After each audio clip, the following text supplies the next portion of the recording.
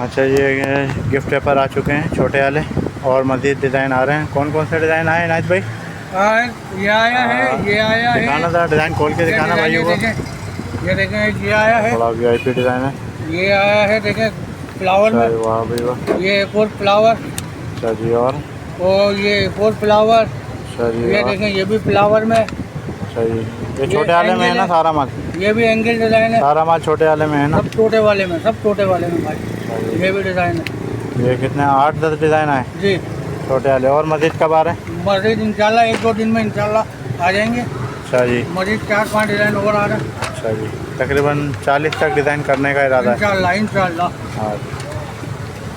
Printing कैसी है?